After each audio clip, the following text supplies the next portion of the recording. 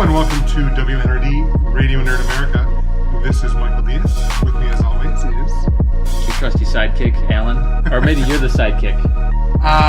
Yeah, I don't know. I mean, as physics go, I'm more of the sidekick stature, I think. Yes, by volume, I think you would be the sidekick by volume. We're back again. You may have noticed we have not had an episode in a while. It's not because anyone is ill or anything untoward like that. It's just summer happened and it kind of got away with us both. Yeah, Michigan summers, we have to take advantage of them, right? That's true. They last for about 12 seconds, and then you got to enjoy those 12 seconds while you can. But, seriously, the summer kind of got away from us. Jobs got away from us. I've been traveling for work. I think Alan's been doing some traveling as well. So things just got in the way. So we love doing this podcast. We plan to keep doing it. We plan on doing 2 episodes a month. That doesn't always happen. We're going to keep trying at least. Yeah, so this is more of a catch-up show, current event show, since so much time has passed. Comic-Con has gone by. Some of the summer blockbusters have came out. So we're going to talk about some of that stuff as we go here. Real quick, have you ever been to Comic-Con? Yeah, I went back in, what would it have been? Probably 4 or 5 years ago? 5 years ago, maybe? Was it everything you thought it would be? It was interesting. So we'll have a good Comic-Con topic here. So when I went, I went for one day. So I was out there for more than a few days. But Comic-Con, I only designated one full day to. So I pretty much just walked the entire hall, which is huge. I mean, I think you've been to the Grand Rapids Con, right? I've been to Grand Rapids, and about 10 years I did the Chicago, which is the second largest. Yeah, so Grand Rapids last year just moved into the DeVos Conference Hall or whatever. And as you can imagine, the San Diego one is literally about 20 times as big as that. Wow. So one day was enough to just walk the whole hall. Just to see everything, see a bunch of toys, old toys, some comics, cool photo ops. Matter of fact, I have a Walking Dead. It was like the first season of Walking Dead was completed, and they had a prop up there of, remember when Merle and T-Dog, one of them were tied to the roof, handcuffed to the roof? Yes, Merle. Yes, so you can recreate. They had that scene set up to recreate. So I took a photo of that. It was my profile pic for a while. But when I was there, I realized, if you ever actually want to go into one of those hall panel discussions, you definitely need to be there the second or third day because you have to wait in line. Basically the entire day, right? Yeah, basically, especially for a popular one. So I was happy just walking the show. Really cool merch there that you won't see anywhere else, fan-made merch and stuff like that. So I do want to go back at some point. I'm not sure what year will be the right year to go. I've always wanted to go, and really what's kind of held me back is, my understanding is there's tickets to sell like that. Yeah. So, and on top of that, hotels sell like that. So you can try and get tickets, but it doesn't mean you're going to have a hotel room. Yeah, and when I was there as well, fun fact, it was when the first Captain America movie came out. So whatever year that was, that's when it was there.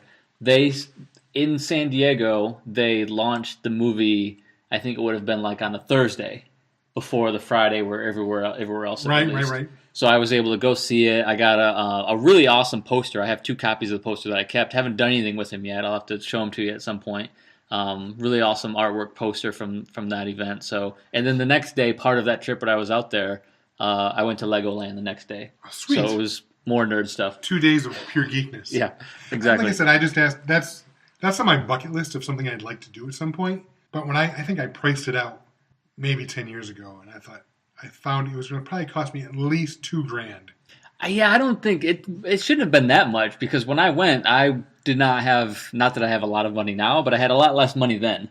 And I didn't think twice about going. So, I know it's gotten much more popular in all these years, but I think I stayed just out of town somewhere, and it shouldn't have been that much. But I don't know. Maybe it's just the reason I was figuring airfare, hotel, and then all the geek shit I was going to buy. Oh well, yeah, because you do want to budget $200-$300 just for spending. Well, yeah. And when I used to go to Chicago, I would look for the guy. I don't even know what his name was or if it was just one person, but I always looked for the half-off trade guy. Yeah. Because he had a booth full of trade paperbacks, and they're all half off. So they may have been nicked, dents, or just overstock, whatever, but I would leave with stacks of comics. When I went to Chicago, I drove, so I could just put them in my bag. bring him to the car, or take the L back into town, dump it, and do it again the next day. Yeah. In San Diego, I wouldn't have that luxury. I mean, I'd have to fly with it all back. That's true. Or ship it back. Exactly. I do know they have like UPS and stuff stations right there at the conference. Yeah, that's nice. Yeah. So I was just curious. I would love to go sometime, but it's a bucket list thing. Yeah, I always kick around the idea of going back again, but I don't know when it'll happen. But, there's a lot of stuff that was released. You and I were keeping up with it when it was happening, 4 to 6 weeks ago now, whenever it was. Some of that stuff has fallen by the wayside, but one of my favorite things that came out, at least around that time, or there was some announcements there, was for the Spawn movie. You and I had talked where Todd McFarlane was saying that there's going to be a new Spawn movie coming out. There have been talks about it in the past, or a series, but that the movie was going to center around the two detectives, Twitch and whatever the other guy's name was, I don't remember. It was kind of going to center around them, and then Spawn would be like Sam and Twitch? Yeah, I think so. Yes, and then Spawn would be like the secondary character that kind of comes and goes. It wouldn't center on him like the first Spawn movie did. He likened it to Jaws, where it was about the sheriff. It was about his life more, and Jaws was only in it for a few moments, but it still had the same impact. So I thought that was cool. That's an interesting take on it, and why not? I mean, they've rebooted Batman twice now. Spiderman is on his third reboot. Why not reboot Spawn? I mean, he's a great character, and I just don't think he's been done right. The closest, I think, was the R-rated animated series HBO. Yeah, the HBO years ago. HBO animated series was great, still is great. The movie, for when it was released at the time, given what other comic books movies were doing at that time, wasn't bad either, by those standards. I'll give props to John Leguizamo in that. He did a great job as the clown. But the movie, I mean, I won't get into it, but yeah, I think the acting could have been better. Well, but like I said, by those standards. Yes. The other movies that were coming out at that time, it did Spawn more justice than I think like the first X-Men did at the time. Oh yeah, it's funny, you go back and watch that first X-Men movie now, and it's not nearly as good as I remember it. Yeah. I mean, they've come a long way. So, I mean, Spawn, I think, would be, once you say, okay, the headliners for Marvel, the headliners for DC, and more of the outside realm of comics outside of those two. But really, for me, my opinion, from the 90s, early 2000s, Spawn is like the next tier of, at that time, Image was relatively big. They were the third tier. They were I would say they were above Dark Horse at the time. I would agree. And Spawn was their halo. I'll give you that. So I think he needs his due, I think. I think it's good for him to have another movie coming out. Yeah, like I said, I can't disagree with you. Spawn got a lot of buzz back in the day. He's due. I don't know what the draw is going to be outside of the comic nerds, though. That's going to be hard, and that's something that it's hard to take a property that a lot of people don't know about, and I don't want to segue too much into it. We'll touch on it a little bit more later, but look at Valerian. Yeah.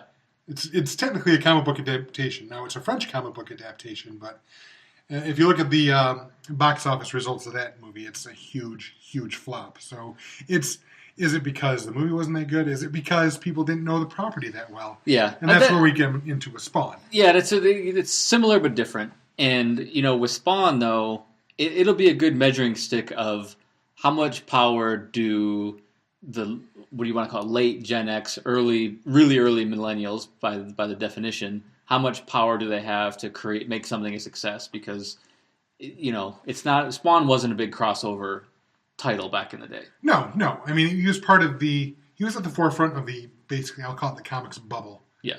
Where, all the speculator bubble, if you will, all these people suddenly got into comics.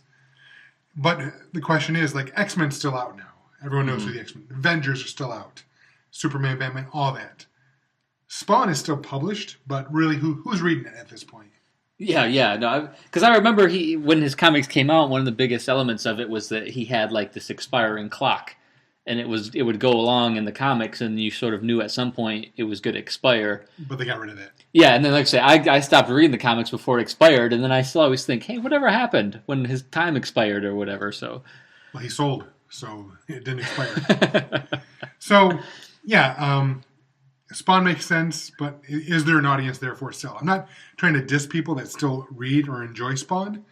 I'm just saying the audience is not what it was 15, 17 years ago. Yeah. And if it's done really well, I think it'll get buzz and people will want to go see it. But exactly. I mean, let's look at. I mean, not necessarily sci-fi or comic booky, but the John Wick movie, low budget, got a great word of mouth, instant cult classic. And they did a second one, and they're just making all the money. So yeah, if you do Spawn well, yeah, you can make all kinds of money. But that's the question: are they going to give it its due?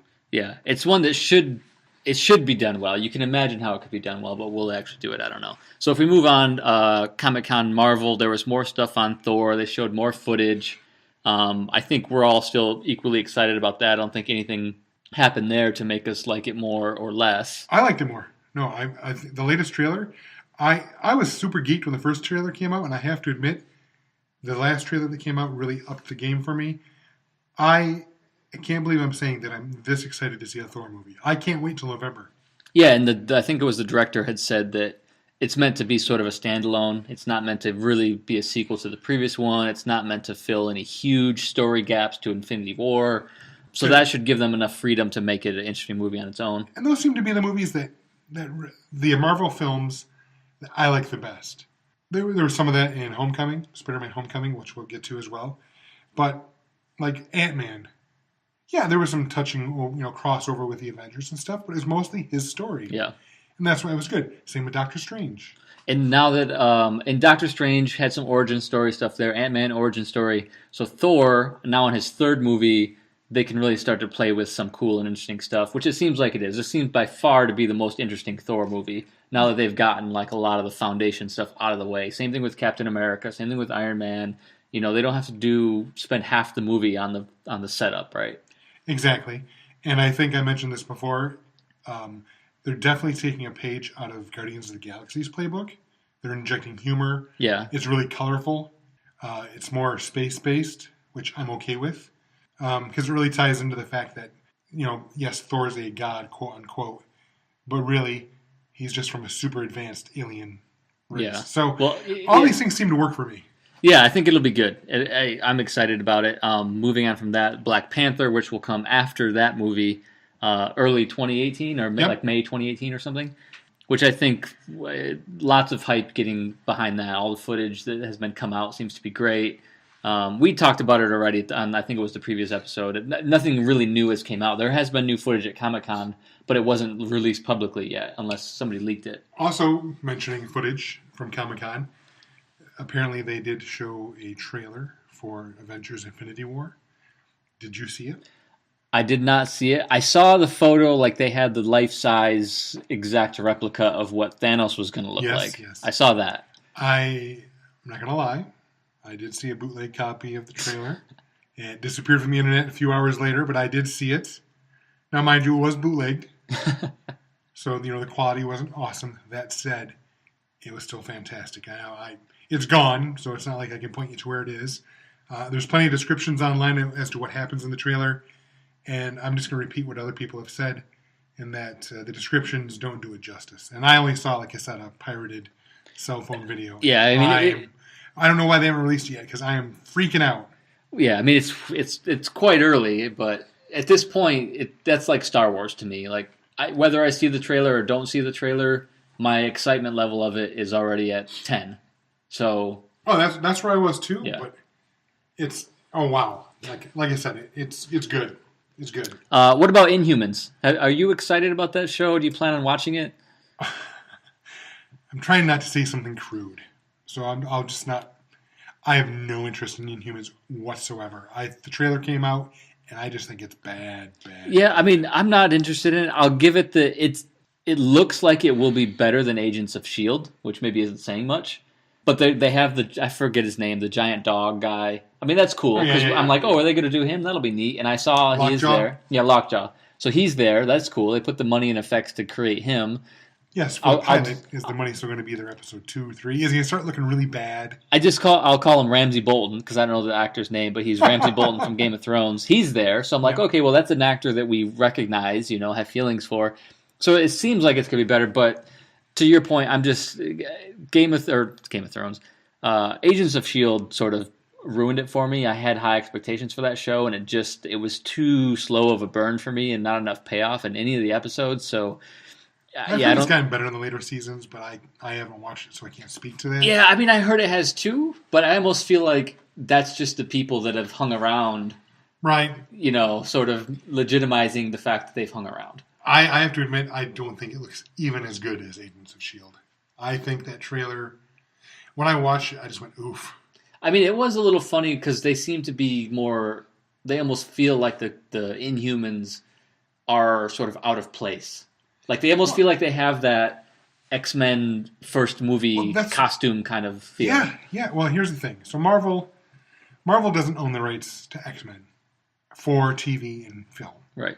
That's all 20th Century Fox.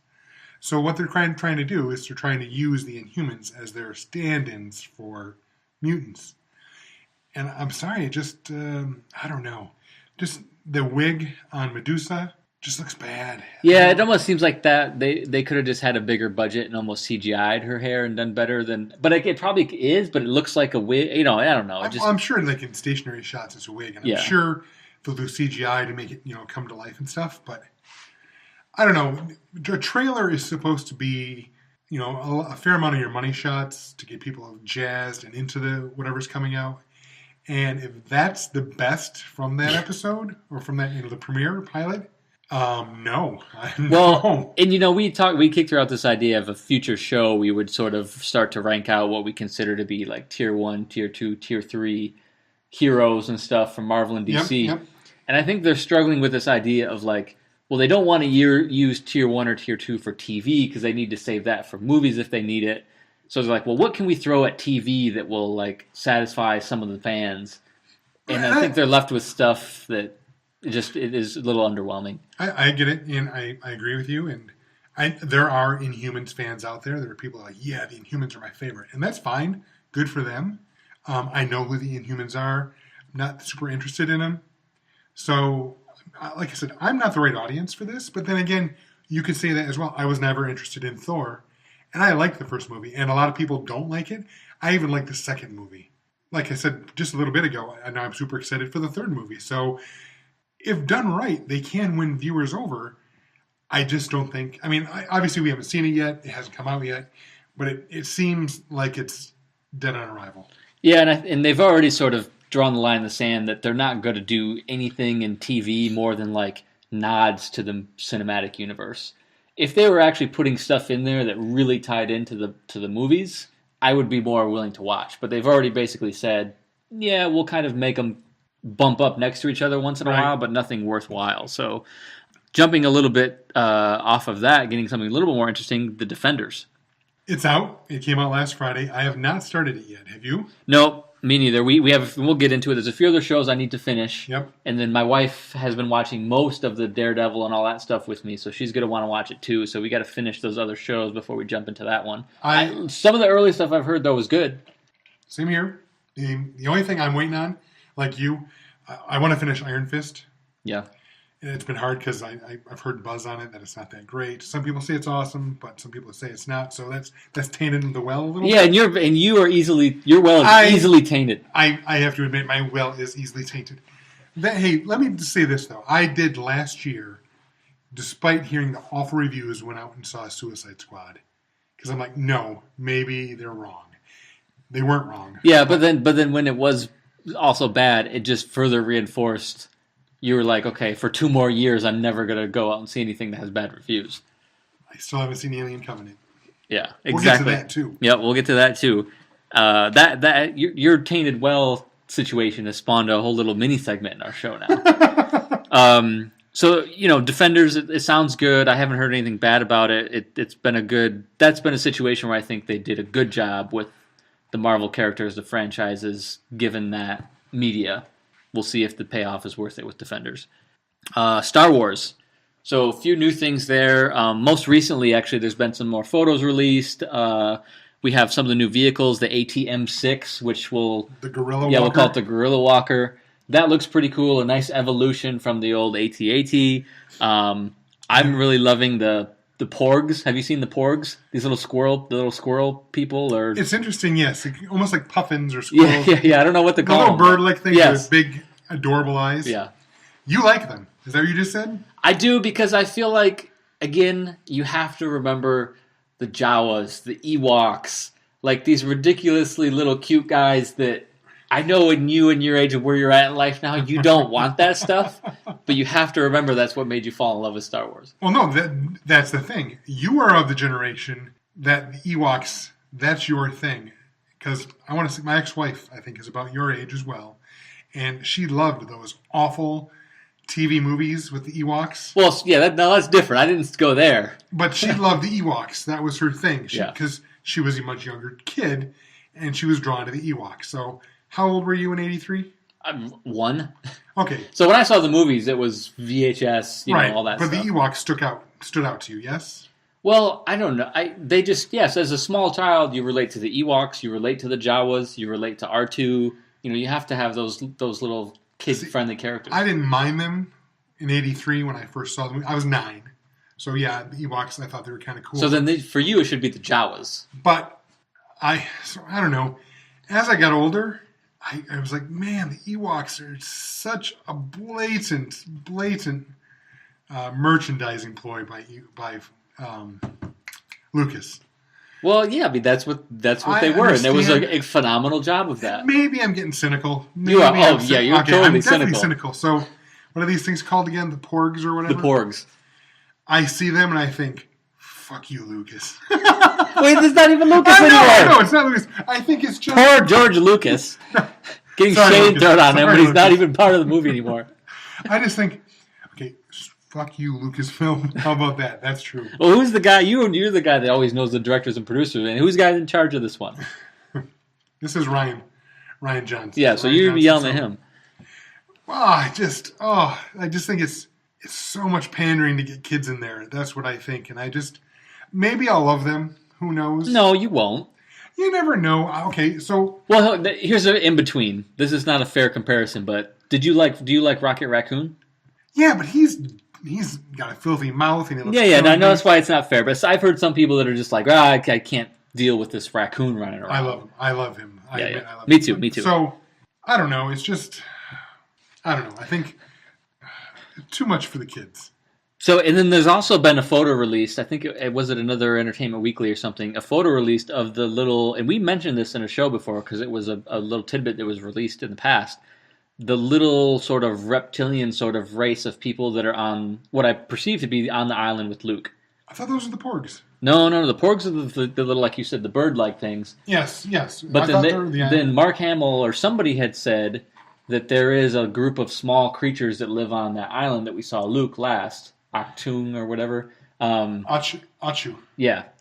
There was a photo release that looks like those sort of reptilian creatures. Oh yeah, aren't they kind of like they're almost like nuns, right? Yes, that's kind of yes. And then you can tell in the background it looks like they're on that island with Luke. Yes. So, and again, those ones I almost feel like you would be okay with because they're not over the top cutesy. Yes. But then the Porgs are over the top cutesy. You know, here's what I'll say about the Porgs. yeah, as if you haven't said enough already. Yes, initially I'm cynical. And I'm not inclined to like them. But maybe they'll turn out to be like the Minions in Despicable Me. I do enjoy the Minions. Yeah. But that's a kid's movie. So Star Wars, yes, it's for kids, but it's not a kid's movie. Does that make sense? Yeah, I agree. I think now though they're towing that line to make it a little more for kids. Okay. Well, because they know they already have us. Well, see, it also ties in. My cynicism also ties into this merchandising. I get that they got to merchandise and make money, and they're going to make all the money they can. But so these ATM 6s, right? They look just different enough from an AT-AT that people are going to buy them. Like they're different. Well, hold on. So this is where we're blurring the lines here. I get the point you're making, and I agree with you on the Porgs thing. I still love the Porgs. I think they're going to be fun, but I agree to what you're saying as well. I get that point of view. But now the ATM-6, this is where I have to go and jump into Star Wars as if it's a real world, in saying that hey, they have to upgrade their models. Look at the cars and tanks and airplanes that we have now. There's always upgraded models, so there has to be the upgraded model for the what the hell are they called now? They're not the Empire, the First Order. Like, they're not going to have the old model AT-AT. They have to have the new, better improved, lighter weight version with better fuel economy and all that.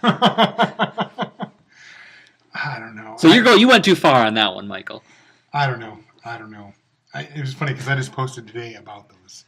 And they were calling it a Dreadnaught class ship, which already existed in the old universe, but it's the old universe no longer exists. A new version of the Star Wars, the Star Destroyer, I would say. Yeah, basically, it's. I didn't really see the specs on it, but it looks like the Dreadnought is. It's larger than a Star Destroyer. Yeah, is it a Super Star Destroyer? Exactly, we don't know where it falls there. Exactly. It looks like it's basically this series version of a Super Star Destroyer. Super Destroyer. Which, okay. So it's not the regular Star Destroyer was a Victory class, I believe. Yes. And then the Super Star Destroyer, I don't remember what the class name was for that one.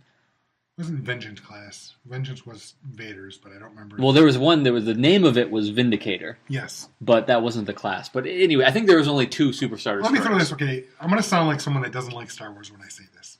Let me be clear. Well, you do a very good job of sometimes sounding like somebody who doesn't like things you actually like. I love Star Wars, and I always will love Star Wars. But I think we can all agree that a major contention with The Force Awakens was that it was basically the greatest hits of the original trilogy.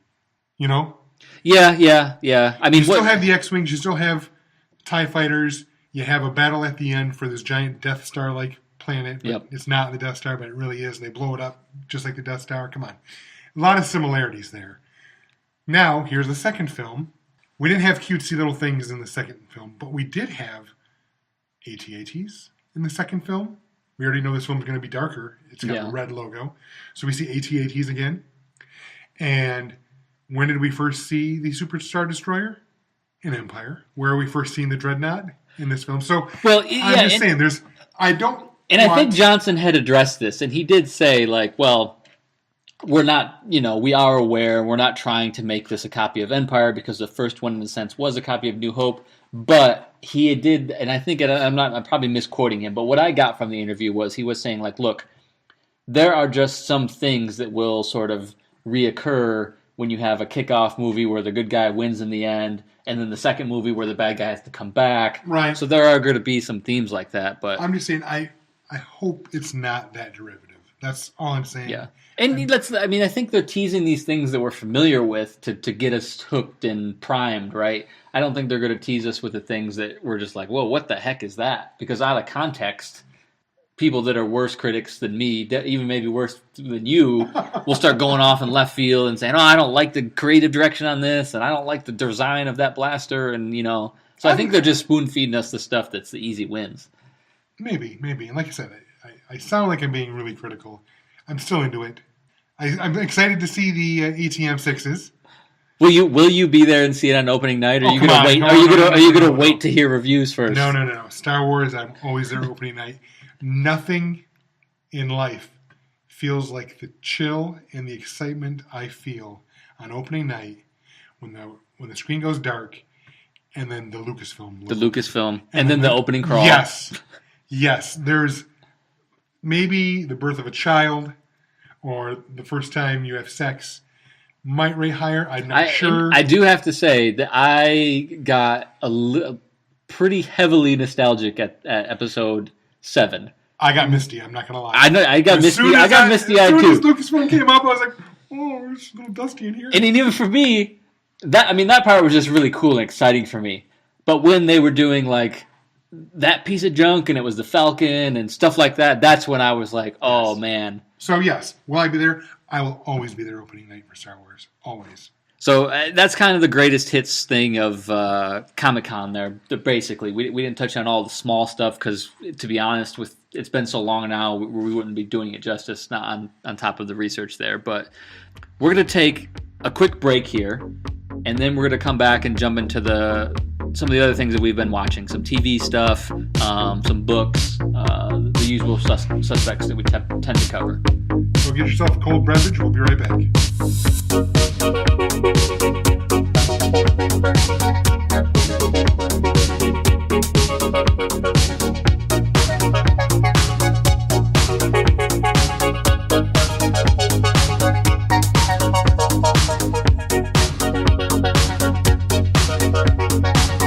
Okay, welcome back. We are going to jump into the next set of topics. Michael, I've been watching a lot of Netflix. I actually got a free 2-month preview of Hulu as well right now, so I can catch up on some things that are... How'd you score that? I got a Roku.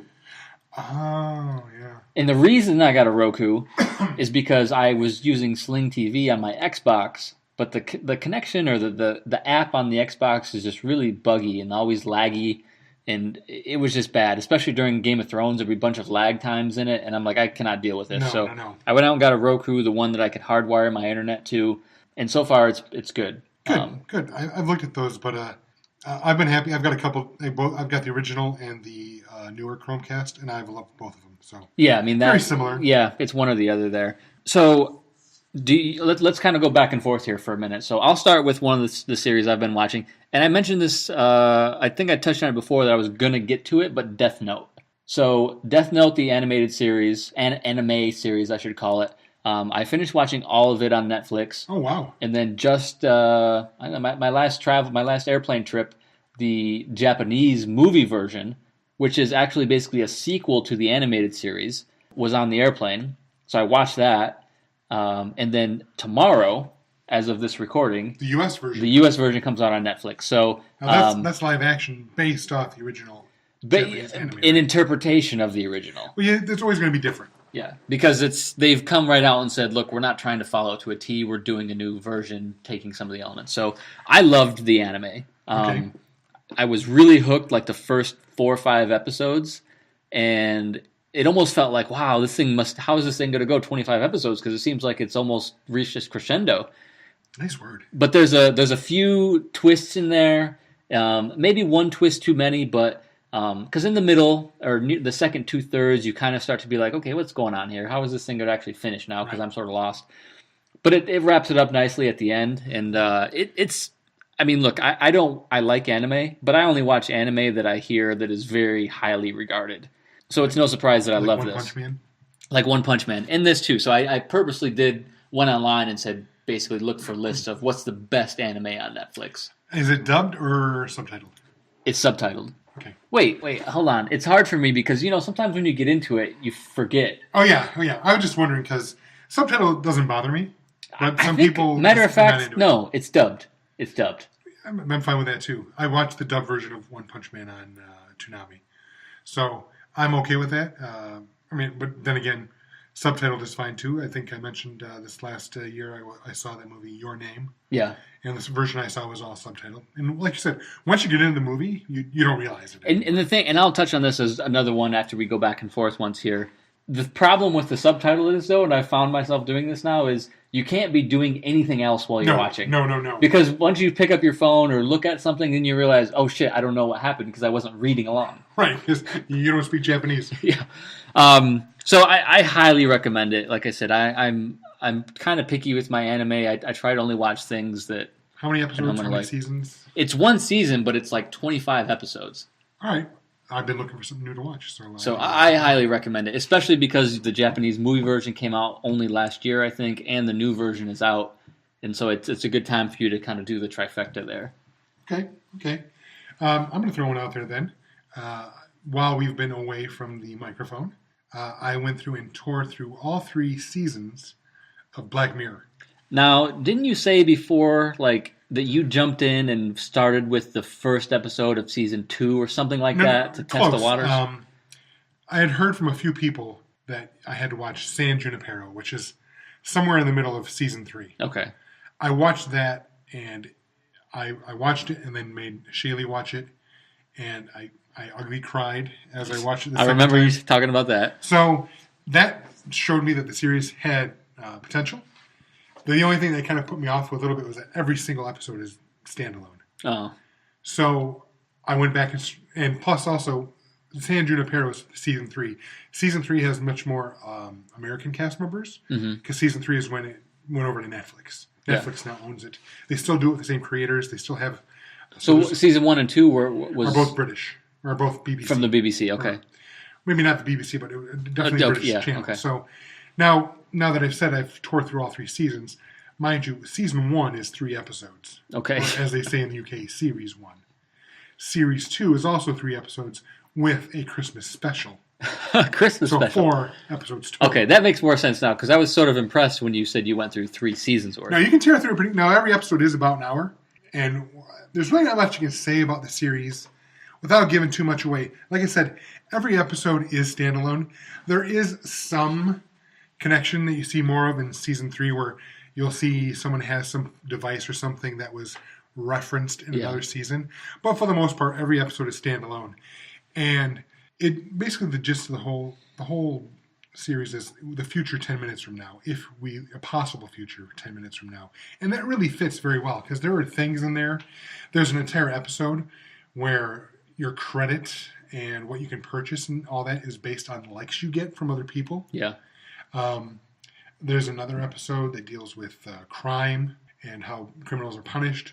There's an episode that deals with the fact if honeybees all died, how would we deal with that? And it's pretty ingenious way how they fix that. But then also, because they use technology, someone perverts that technology and does awful things with it. So that said, there's a lot going on, and a lot of it is very possible. Oh, another one. I don't want to give too much away, but there is one, an episode about if you die, your loved ones can still talk to you if there's a company that takes an algorithm and goes through your social media feed. And so it gets the gist of who you are. Yeah, yeah. And then it goes from there. And it creates sort of an avatar. Exactly. You can chat with them back and forth via instant message. And it's like talking to the dead. And then because the nature of the show, it goes to the next level and then the next level and twists. And I don't want to ruin anything, but I love the series. I like that most episodes, I don't really actually know not knowing what's going on, but I'm like, all right, how is this going to twist within the first 5-10 minutes? And I know it's going to be some kind of twist. Yeah. So, highly recommend it. If you're into sci-fi, it is pretty hardcore sci-fi, but also it's very human, how that technology affects us as people and what it could do to us. It's eye-opening and entertaining as hell. Okay, so 2 thumbs up, it sounds like, from you on that one. Enthusiastically. I think the Netflix, when they bought it, they were bringing Season 3, and they were going to make it quite a bit longer than the first 2 seasons. They ended up splitting it up, so the rest of Season 3, I think, will be coming out. I want to say April, but I know it's coming sooner than later. Yeah. Next for me is and I just recently found this out, but it kind of makes sense now that I heard it, from the director of the Deathnote anime came Attack on Titan. I've been meaning to watch that. And we talked about in the previous episode. I had now, since the previous episode, I finished the first season. The second season wasn't on Netflix, but the second season is on Hulu. So I just started getting into the second season, and it reminded me, because Deathnote was in the middle for me of those 2 seasons, that how much I enjoyed Attack on Titan. So I'm really excited to get that second season going. Another one that I think is great, and again, it got great reviews from when I looked up lists of the best anime on Netflix. So I definitely recommend that. We're not going to spend a lot of time on it because we already touched on it a little bit prior. But I'll jump to another one from the previous episode, the Castlevania series. Really quickly, did you have time to check it out yet? I have not. So, good news, bad news. I liked it. I checked it out. I thought it was really good. I loved the animation style. Loved where the story went. Bad news is the first season, quote unquote, was only 4 episodes. Oh, that's it? Yeah, so I was really sort of bummed like that, because it's 30 or 60 minutes, right? Somewhere in the middle. I think it might have been somewhere in the middle, but it may have only been 30, because I remember I just tore right through it, and it's like right when you were like, okay, now it's getting good, it was, that's the end of the series. Well, shit, if it's only 4 episodes, I can get into that. I can tear through that. No time. Yeah, so it's easy to tear into. It's just a bummer, because it turned out to be really great, and then it was over as soon as it started. So, and another one for you? Well, that's the thing. I don't think I got a geek-related one. I watched all of Ozark, but that really doesn't fit in our format. I've heard a lot about that. What about Twin Peaks? Does that count? I would say that counts. Well, I don't know. It's weird. I don't know if it's... I have to admit, I am a Twin Peaks virgin. Yeah, my wife and I just started watching it, but 7-8 days ago. Well, maybe 2 weeks ago. Did you go back and watch? We're watching the old one. And then we're watch the new one? Yeah. That's something I'd like to get into, and I know it's on Netflix. And I put it off for a while. I was like, I don't know. I don't know if that's my thing. But then just now that I'm watching it, I'm like, no, it is quite interesting. You get hooked pretty quick on that. I think it's geeky enough. I think that fits. So it's there. I mean, so you haven't seen it. So if you do see it, maybe we'll talk more about it when you get around to it. I see you've noted. I don't know. Are you talking about Knights of Sidonia? Yeah. Next? That one I haven't watched yet. I started watching the first episode, then the kids came in the room, and I paused it and never got back to it. So I'm very interested in it. So you have seen it. Tell me why I should watch it. Well, it's a Netflix original. Okay. Not that I need to plug Netflix, but do you have stock? No. Kickbacks here? It's a little bit. I don't watch a lot of anime. Like I've said, there's a handful that I like. Basically, the greatest hits of anime are the ones that I like. I'm pretty much the same. It feels a little bit derivative, and it may even have felt that way because I was binging anime. I mean, Deathnote and Attack on Titan and Knights of Sidonia. But this is more. Is this more giant robot anime or not? Yes, they have these sort of Gundam type space suits that they fight the enemy in and stuff, and so it's nothing new, but it is very enjoyable. The animation style in it is great. I think there's just so much. The animation style, the way it treats the characters, the story. I think it's just it feels very comfortable if you're into those types of stories, right? Like you like it as it goes, and I'm into the second season now. You know, the first season kind of has like reads almost as one movie with a start, a middle, and an end. And now the second movie is kind of taking it to the next level, the second season, I should say. So I like it, but if I had to tell you between Attack on Titan, Deathnote, and Knights of Sidonia, and Castlevania, I'd probably put Knights of Sidonia on the third one on that list. What would be first? Probably Deathnote, just because you have the new series coming out, and the Japanese movie is an extension of the animated series, and it's the longest one. Okay, Deathnote. That's on the top of my list now. Yeah, so I would go there, and that I guess for the Netflix stuff and the anime stuff, that pretty much covers off what I've been watching. That's most of what I've been watching since our last episode. I've been watching other things too, but I have to admit, not really any. I've been watching a lot of stuff with Shaylee, so like I said, Ozark. Orange is the New Black. Stuff that does not fit into our little niche of geekness. So let's jump to our mini segment here that your cynical point of view and easily tainted well has started, which is, Michael, have you seen this yet? And most of the reason why you hadn't seen them is because, well, I heard the reviews weren't that good. It was critically panned, blah, blah, blah, blah, blah. So let's go down the list here. Ghost in the Shell. No. Now, where do you stand on it now? Do you want to see it, or are you kind of like, I don't care anymore? I will check it out if it shows up on Netflix for free. Okay, fair enough. I will not pay money. Just a reminder, I enjoyed it. Whitewashing aside, if you can put that part of it aside and just say, was it a good movie or not? I thought it was. I liked it. I talked to, Shay's son Jordan is a big anime and manga fan. And he was super into it, going into it. And he said it was really, really slow and boring. Yeah, but he's young. He doesn't know what he's talking about. He introduced me to One Punch Man, so he gives. Yeah, but One Punch Man is like you only it's like he's introduced me to One Punch Man. One Punch Man is not the thinking man's anime. I know, but he also introduced me to Your Name. Yep. So those are two awesome suggestions right now. So I'm giving his word a little bit of weight. I'm not saying that you're wrong. I'm just saying his review of it feeds into my predetermined. Yeah. And look, I'm not good. There's a lot of things that you haven't seen yet that I think you're going to love. So I'm just kind of bantering about a bit here. I'm assuming it'll be streaming somewhere for free at some point, and I'll be able to check it out. Yep. Kong, Skull Island. I saw it just last week. And you were really surprised by the fact that in our year in review so far, I think that was my number one so far. And you were quite taken aback by that. I was. I will say this. I enjoyed it. It's a good popcorn flick. Yeah. I still wouldn't rate it that high. I mean, I'm not going to rate it low. I enjoyed it. I want to see more. I like how they went with it. It was a little bit light on story. It was definitely heavy on action. And they jump right into it. Yeah. But you know what? And to be fair, though, you could argue that the things about the last King Kong movie was that maybe they tried to draw it out too much. They maybe tried to make it too dramatic. That's exactly what I was going to say. The last one by Peter Jackson was obviously a very long and detailed love letter to the original Kong. I grew up with the 70s Kong, so that's what I think of, which now that I know that it's not a very good movie, and I look back on it, and it is not a very good movie, but that was my first exposure to Kong. Yeah. So I never saw the original. Obviously, they came out back in the 30s, 40s. So Peter Jackson's was fine, but I think I've only seen it once, and I can't tell you anything about it. I like the Peter Jackson movie.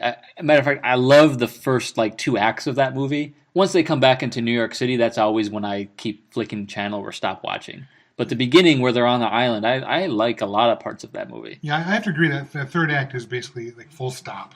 Yeah, it's kind of the movie should have just ended. This one I liked because there was a lot of action. Yep. And it wasn't the love letter that Peter Jackson, like I said, wrote. And like I said, because I think maybe he was too close to it. And so that's why. Yeah. It's not a bad movie. It's just, you can see all the love that went into it, but I don't know, it just didn't grab me. I'm not saying that this one was fantastic cinema, but it was fun. It's a popcorn movie. That's kind of what the point of it is. It's just fun action, and I did enjoy it for what it was. Yeah, and as a standalone, I liked it, but it just got me even more excited knowing that this is leading up to Godzilla and more tie-ins. Like I said, the equity. That's where Star Wars has me hooked. The cynic in me, though, the cynic. Let's hear it. I get where people are coming from. Let's it wouldn't be a Michael review if you didn't say a bunch of good stuff and then finish by shitting on it at the end. I'm not going to shit on it. It's just every studio now wants to have a shared universe because Marvel has made all the money and all 20-odd the movies they kicked out. Some are not. I mean, let's face it. Ant-Man by itself probably wouldn't have done that well, but because it's a Marvel movie. Well, and now here's where I have to. If you're Gene Siskel, here's where I have to come in as Roger Ebert. What was one of the original universe franchises in the movie world? Wow. Godzilla. Yes. Oh no! I get that. So don't be bad mouthing these guys for starting a universe again. They kicked off the universe. I will give you that. Now, if you wanted to get mad at another franchise for doing this, I might be more willing to get on the bandwagon. The Mummy, the new Mummy. Yes. Whatever.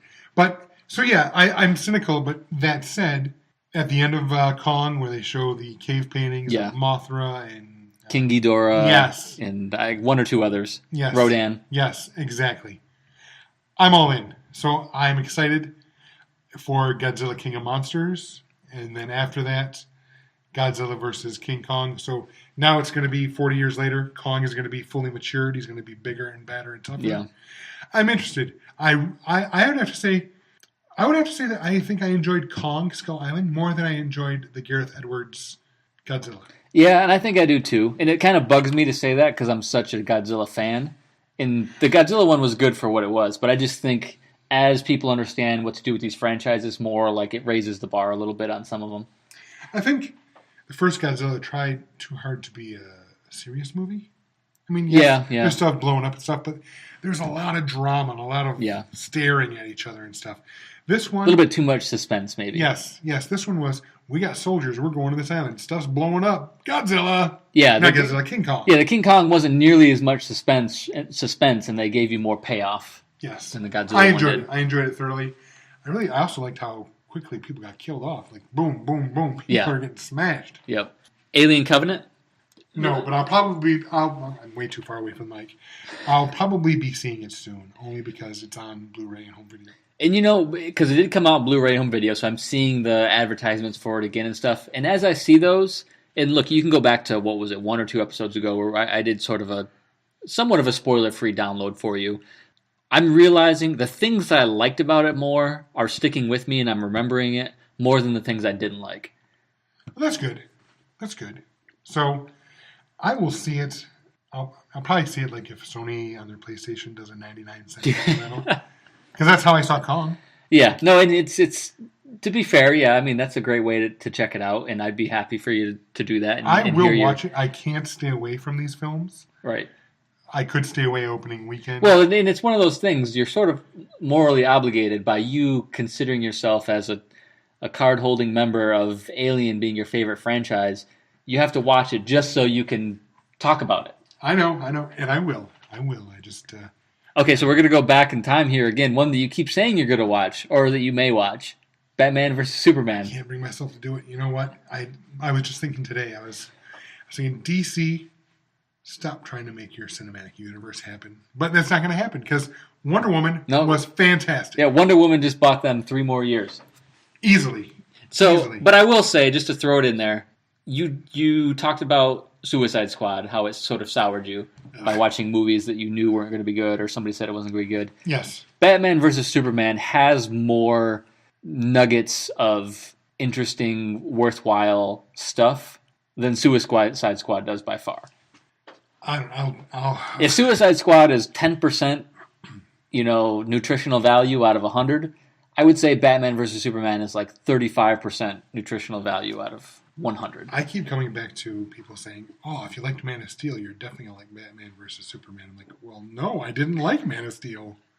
So I mean, it's kind of one of those ones that I feel like we're obligated to see it, but it wasn't great. Okay, yeah, but I will see it. Someone give me a copy, will you? So I don't want to pay for it. And so this brings us to Spider-Man. Because the last episode we had mentioned, like, oh, by the time our next episode comes around, we would have both seen Spider-Man. So we did. I waited a few weeks to go see it. I don't remember when you saw it exactly. I think I saw it the week after. So really quickly, we'll get into the details, but really quickly, on the 2-thumb scale, what do you give it? 1.5. No, come on now. What do you mean 1.5? It's either 1 up, 1 down, 2 up, or 2 down. Fine, 2 up. I'll give it 2 up. Okay. I'm 1 up, 1 down. I'm somewhere in the middle. Yeah, I was going to say, I know that 3-stage scaling process is tough. really puts the gun to your head. But I thought it was pretty good. I mean, the 1 thumb up, 1 thumb down is because I did enjoy it. But it's just like, the rehash of Spider-Man is taking away some of the shine, taking away some of the appeal of it for me. But I thought it was pretty well done. I was happy to go see it. I wasn't disappointed. I'm curious to see where it goes next, so... I'm interested to see. I mean, it fits into the Marvel Universe nicely. It extends the story there. Vulture was fantastic. I liked him as a bad guy. And he's still, if my memory serves me correct, he's still there, right? He's still alive. He's still carrying on, right? Or he went to jail. That's right. He went to jail. He went to jail, and he's meeting it. So yes. Yeah. So he could come back. Yep. So the movie I enjoyed. Yes, it wasn't my favorite for my money. The first 2 Sam Raimi, Tobey Maguire, Kirsten Dunst movies are the best Spider-Man movies out there yet. I think I ranked them. I should have mentioned it. I should have looked on. I went and tweeted. I would say it goes Spider-Man, Raimi, Spider-Man 2, Raimi, Spider-Man Homecoming, then Garfield 1, and then I haven't seen Garfield 2, but there's no reason to. Yeah, I mean, and of course, whatever, Raimi 3 was the last one. Oh, yeah, I'm sorry, Raimi 3. I mean, that's got to be the worst one. I'd have to go back and look, but yeah, it's you know what? I haven't seen Amazing Spider-Man 2. I think I put Raimi 3 above Spider-Man 2 without even seeing it. See, now you've gone too far again. You're going over the top cynical. Because that one wasn't that bad. I'm telling you, it was better than the Raimi 3. But I think this Homecoming one probably was, in my opinion, the best one. It's just that... Better than the 2 Raimi, 1 and 2. So if you would have asked me this circa 2003 or whenever that first one came out, yeah, I loved that one. But now where we're at now, Well, you just said that you thought it was good, but you had thumbs up, thumbs down. But because it was like, there's too many Spider-Mans. That's why. And it's not this movie's fault, but it's a reality. But you think this movie's still a better movie than Raimi 1 and 2? I think so. That's fine. You're allowed to think that. But it's hard for me because of how much the comic book genre movies have improved since then. And maybe I need to go back and watch. Now, Spider-Man, the Raimi 1 and 2 at the time, they set the bar back then. I agree. And maybe I need to go back and watch Raimi 1 because I just remember when I left the movie, I was like, that was awesome. And they were. They just didn't have the sort of... But I didn't leave... The scope of the universe just wasn't there in those movies. And that's what it's hard for me to relate to. Does it have to be? I mean... No, it doesn't have to be. But I'm just saying that's why this new one feels more impactful to me and better just because I know it's tied with everything around it. Yeah. I can see that. But like I said, for me, until maybe Iron Man and then after that, The Dark Knight, I would say that Spider-Man 2 Raimi, Spider-Man 2 Raimi was the best comic book movie made. Yes, at that time I would agree too. It was good. That was the Dr. Octopus one, right? Iron Man, yes. Yeah. Dr. Octopus was a fantastic... And they had a great cast. Great cast. I mean, James Molina, or is it Molina?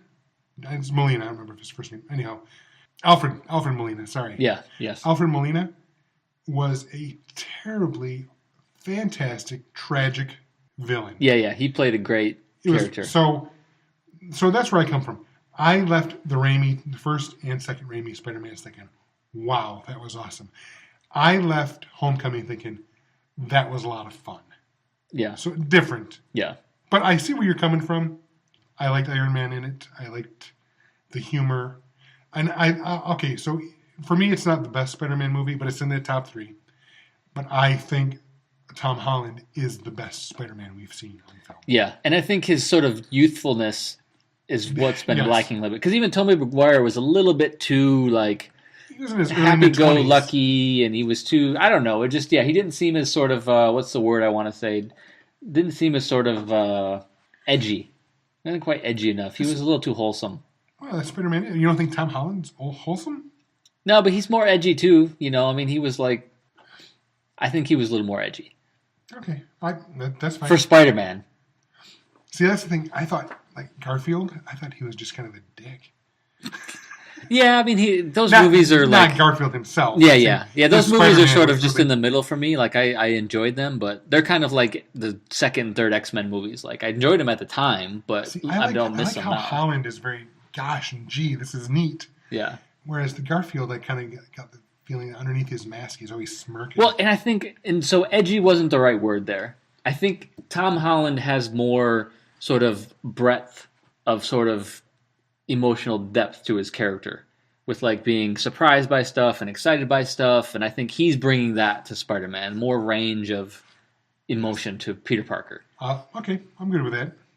Okay, so the next one we're going to touch on, and I don't always toot my own horn, but when I have an opportunity to, I try to take that opportunity. I think you need to toot away.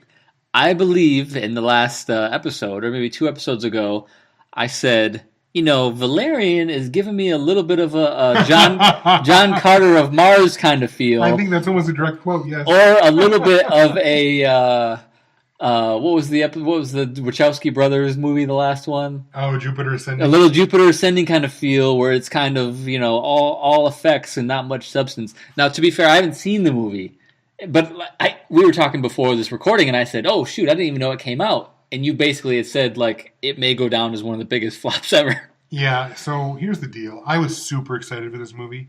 I've read some of the volumes of the French comic book it's based on, and I enjoy them thoroughly. I mean, you got to remember they're 30, 40 years old, and comics have made huge leaps and bounds since then. Yeah. So you have to go in with that mind frame. But I still enjoyed the comics. Super excited for this. I thought it was fantastic world building. You could see there was a lot of money put into the special effects, a lot of money put into just making it look awesome. So I was very excited. I don't remember exactly what the reason was, but I could not get to it opening weekend. And then I read the reviews on Monday, and this is a huge bomb. This stinks. And it was independently financed. So but neither of us have seen it, though. Yeah, I haven't seen it. Fair. So I'm not dissing the movie itself. I'm just saying that hearing that this could be a huge, huge loss for all involved has really kind of taken the wind out of my sails in going to see this. I still want to see it, but now I don't know if I necessarily need to go give them. And I think the territory we're in now, and I'm going to use sort of a sports analogy here. A lot of time on sports, when you get a new young player, it's all about potential. You're not going by what that person has proven. You're going just on the hope and dreams that they may be a jackpot down the line. Right. And I think that's what we're seeing with a lot of these things here, because it's like, Valerian was one where I think somebody had pitched it, and they were like, oh, well, this show has a huge following and has all this potential, but I don't know that. Now, that doesn't. If a bad movie is a bad movie, but I think it's also one that I don't think a lot of people were excited about it. So sometimes there's some of these things that outside of the. I mean, I didn't even know what it was until it started coming out, and I had to learn about it. Yeah, people need to know what they're getting into. So, and I think there's some of these titles that if someone like you or I doesn't know about them even when they come out, some cases there's a good reason for that, is because maybe the title, the story itself isn't that great.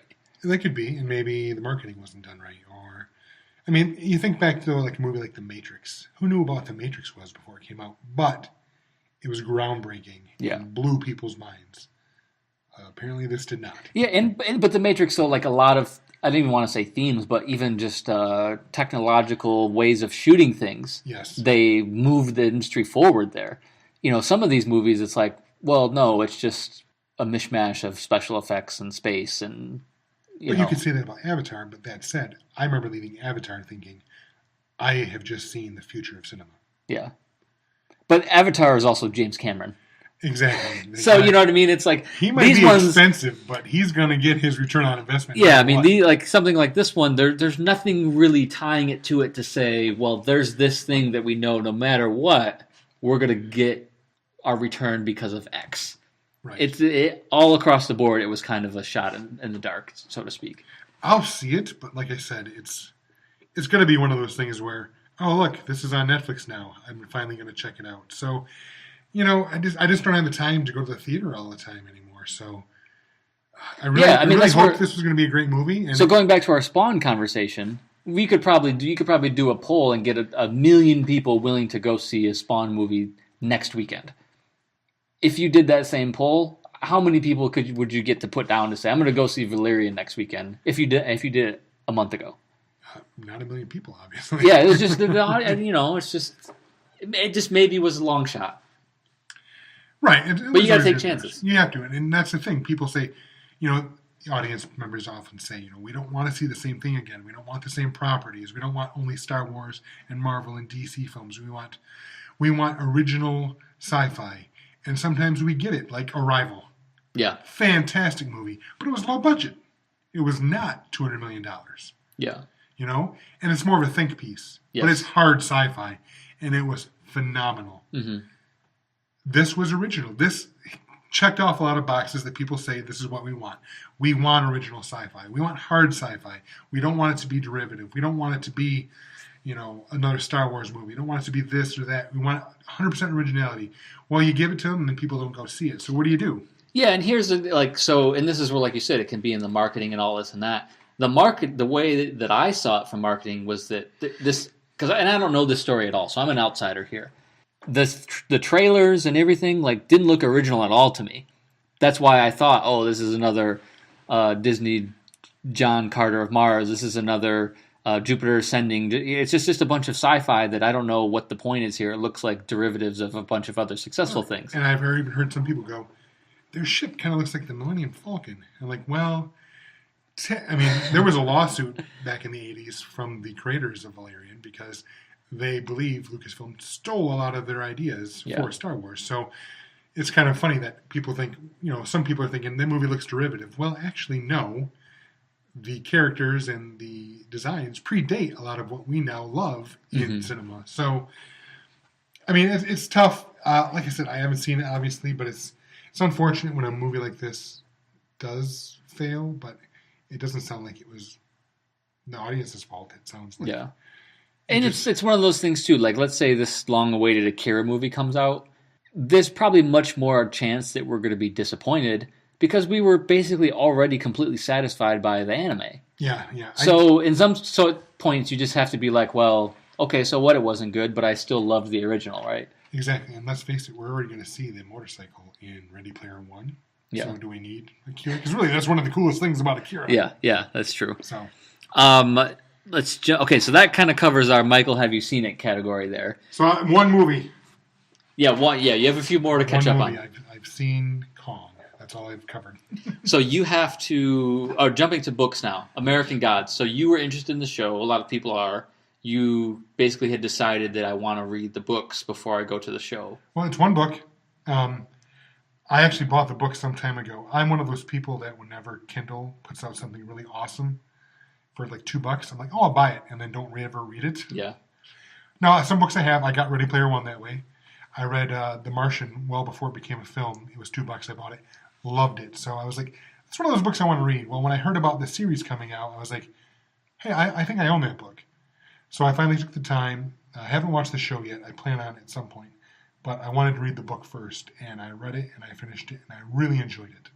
Mm-hmm. It's, not to ruin anything, the book's over 10 years old, so hopefully I'm not spoiling too much for people out there. It's been out for a while, so nothing new really, but it's basically about gods, how the ancient gods, Odin, Anansi from Africa, a bunch of others, how they exist in the modern world because people believe in them, and that there are new gods, basically media, the internet, finance, all these different things, money, all these things are like new gods. They have different names and whatnot.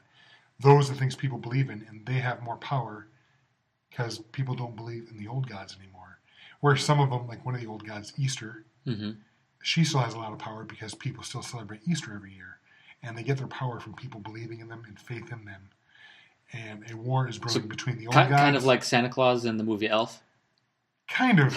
I see what you're saying, yeah, because right, Santa Claus can't exist unless people believe him. His sleigh can't fly without the... People need to believe. Yeah, the Christmas spirit. It's, when you make it as simple as that, yes. But it's an interesting take. Basically, the war is brewing, and then a war actually happens within the book between the old and the new gods. There's a lot of layers. I enjoyed it so much so that now I want to watch the series. So that's kind of next on my thing to do. But that's a Showtime series, is it? Yeah, I believe so. Which I don't have. So. And same thing here. I would like to see it. At some point, I'll come across, or we'll go to some subscription service where I will have access to it maybe. But heard really good things about it. I'm actually, I've taken a couple work trips on the plane. I love to read on the plane. But there hasn't been any, so there's no new Star Wars books right now. I'm pretty much caught up. When can you read on the plane? You're reading only Star Wars books. I know, there is none, not right now. So did you read The Guardian of the Whills? No. Because remember, we've talked about that I only read the ones that are titled official adult novels. You're not into the young adult? It's just, it'd be too much for me to commit to. So that's one of the few that's actually I'm interested in. Well, yeah, because those were like your favorite characters of all of the universe. They're in the top 10 for you, I think. To totally geek out for a minute, I think I'm shipping both. What is it? What are their names again? Baz. Is it Baz? And Baze. Baze and Chirrut. Chirrut, yes. Yes. Chirrut Imwe and Baze. I totally ship those two. Whether or not they're a couple or they're just lifelong friends. I recently rewatched Rogue One. It's on Netflix now. Yes. Yep. So did I. I watched it again, and that scene. Oh my God! When he sacrifices himself and then takes the long walk, the final walk. Oh my God! It's gut wrenching. It's so good. Yeah, the movie is good, right? Yeah, the movie is good, and like I said, and the way he goes out, and he gets blown up after. I'm sorry, you've all seen the movie. It got to me again. I was like, wow, that is so good. And you really don't see that a lot with Star Wars movies. That was really dramatic. You know what I mean? I mean, there is stuff that's shocking, like, oh my God, Lucas is dead, or Vader's his dad, from 30 years ago. But I wouldn't say you don't see it a lot. I would say that's, in a sense, that's a hallmark of Star Wars movies, though. It's like there's always the one moment that really gets you. All right, I'll give you that. I love you, I know.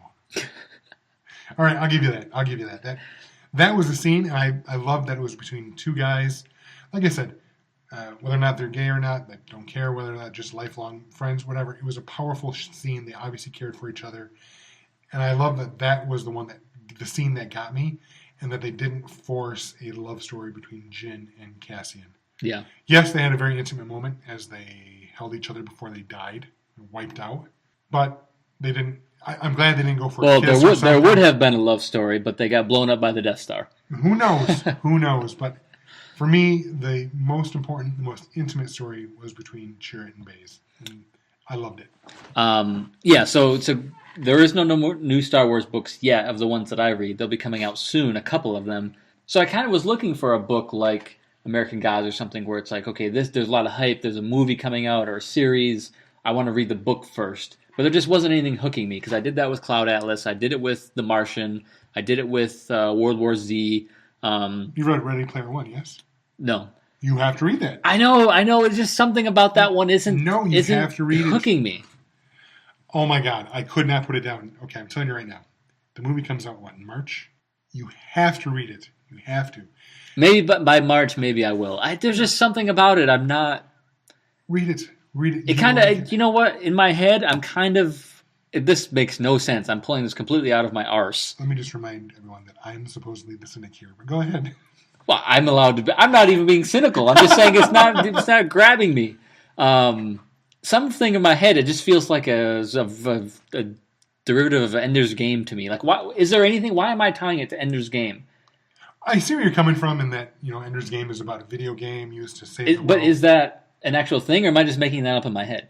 It's not the same at all. He's not piloting a ship, killing bugs or anything. It's more of like an open world, massive multiplayer online, blah, blah, blah. He has an avatar. Think of it as Warcraft on steroids. I think that's because I have never gotten into those types of games. Maybe that's why it's not resonating to me to be in. I don't know. I've never gotten into those games, and I love the book. Let me put it to you this way. You love The Martian, right? The book? Yeah. That was one of the recent books that I read that I could not put down, and read it like within a week. Love The Martian. The book before that gave me the same reaction was Ready Player One. I tore through that. What about World War Z? I love that too. It's really good. I personally thought Ready Player One was better. So I'll put it on my list. I'm a child of the 80s, though. You're a little bit later. So I'm just saying. What are you inferring there? You're inferring. You're suggesting I'm implying. All I'm saying is that because I grew up and am a child of the 80s, it spoke to me. Because everything they touch on, from the lick that you see in D&D, to the game Joust, to the movie Joust, The Breakfast Club, or 16 Candles, or any of those John Hughes films. So it's for like old people. Oh my God. I am only 43. Not that old. 43, which 15 years ago you would have considered old. But I'm here. Nah, yeah, I'm just picking on you.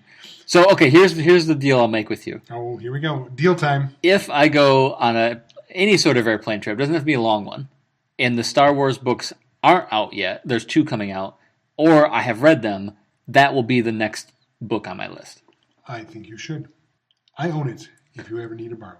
Well, I own it on Kindle. I don't know if I can lend it to you. No, you can't. I'm old school when it comes to the books. Oh, you got to have paper? Yep. I still prefer paper, but for $1.99, I couldn't say no. Yeah. Well, because I like having the book and then putting it on my shelf and saying, there's another book on the shelf that I read. And that's fine. I still do that, too. I bought a book for my last trip that I took on the motorcycle. Because it was cheap. It was $5. It was something I wanted to read. But like I said, sometimes I'm like, I'm going to read that at some point. For $2, I'll grab it. Okay, so I think that pretty much covers all the stuff we need to catch up on. We can talk about what some next episodes may end up being. I think we teased a little bit. We want to get into sort of, and we might bring in some help on this next one to talk about where we're ranking Tier 1, Tier 2, and Tier 3 kind of heroes. And are you suggesting people we know come and help us? Possibly. I'm very intrigued by this. Because I think you had said that you knew of somebody that might, and we're not going to put the name out there. I'm not going to put a name out, but I think you know there's somebody too, don't you? You said that they might have some strong feelings on the topic. So. I think they do have strong feelings, but I think you know who this person is too. So that may be one that comes up next. Michael had mentioned a little bit too about talking about some of the key moments in the past, and maybe I'm misphrasing this, key moments where you fell in love with a franchise or you knew you were hooked because of a particular arc in the story or something like that. Yeah, franchise or a TV series, a moment. Yeah, I wanted to, we can talk about that and decide if that's something we want to talk about. But I've noticed there are a few series that there are times where I'm like, you know what? I can pinpoint exactly when I fell in love with that series and I was a fan. So that's a possible topic coming up here in the future. Okay, so we'll see what comes up next, and Michael will take us out with our contacts here. As always, you can email us at WNRDpodcast@gmail.com. Once again, that is WNRDpodcast@gmail.com. Same handle. You can find us on Twitter. We are at WNRD Podcast. We link to our new episodes. When we find geek stuff, we link to that as well. Our most recent episode you can find on SoundCloud until they go under. I'm just joking. They might be around for a long time, but I've heard they're financially struggling. But if not, you will find us at soundcloud.com/WNRD. And as always, you can always find our episodes archived on YouTube. Just do a search for WNRD Podcast and you will find us. I think that's really all we have to say now. Yep, that's it. All right, well, thanks for listening. A little bit longer of an episode, but we had to cover quite a bit because we had an episode long. So thanks for listening, and I'll be seeing you.